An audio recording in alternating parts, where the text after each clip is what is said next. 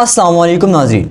Pentagon की खुफिया report का इंकशाफ। ताइवान पर चीन से जंग की सूरत में अमेरिका को शिकस्त का शदीद खतरा। पेंटागन की एक इंतहाई खुफिया रिपोर्ट में तहलका खेज इंकशाफ किया गया है कि अगर अमेरिका ने ताइवान पर मुमकिन चीनी हमले की सूरत में मुदाखलत की तो इससे चीन के हाथों शिकस्त का बहुत ज्यादा इम्कान होगा। ये इंतबा एक ऐसे वक्त में सामने आया है जब चीन और ताइवान के दरमियान कशीदगी अरूज पर है। गैर मुल्की खबर रसां इदारे एजेंसी के मुताबिक पेंटागन ने अपनी जंगी मशकों में ताइवान पर चीनी हमले के मुख्तलिफ मंजरनामा तश्कील दिए। इन मशकों के नताइज से मालूम हुआ कि चीन अमेरिकी फौज के अहम अस्करी असासों को तेजी से नकारा बना सकता है। रिपोर्ट में देखा गया कि चीन अमेरिकी लड़ाका तैयारों के स्क्वाड्रन, बड़े जंगी बहरी जहाजों और सैटेलाइट नेटवर्क्स को इसकी मौसर तैनाती से केवल ही मफलूज कर सकता है। ये इंतबा खुफिया दस्तावेजात ओवर मैच ब्रीफ में दिया गया जिसे पेंटागन के ऑफिस ऑफ नेट असेसमेंट ने तैयार किया है। रिपोर्ट के मुताबिक अमेरिका के महंगे और जदीद हथियारों पर इन्हिसार इसे चीन के तेजी से बनने वाले सस्ते हथियारों के मुकाबले में कमजोर बना रहा है। चीन ने ऐसी सलाहियतें हासिल कर ली हैं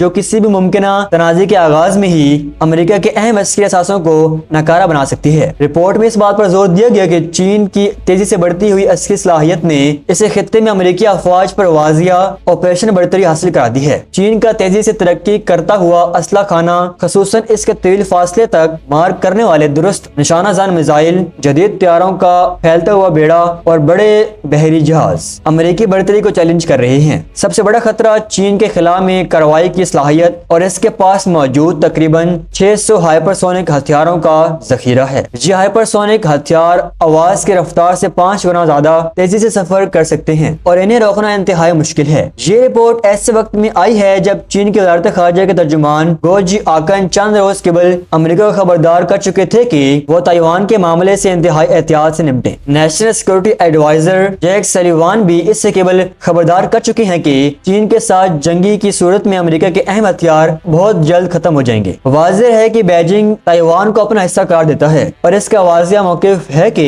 2 करोड़ 30 लाख आबादी वाले इस जजीरे को बेलाखिर चीन से मिला दिया जाएगा। दूसरी तरफ ताइवान खुद को एक आजाद खुद मुख्तार मुल्क करार देता है और कहता है कि इसके मुस्तकबिल का फैसला सिर्फ वहाँ की आवाम करेगी, चीन नहीं। ये रिपोर्ट इस हसास जियोग्राफी सियासी सूरत हाल की शिद्दत को मजीद बढ़ा रही है।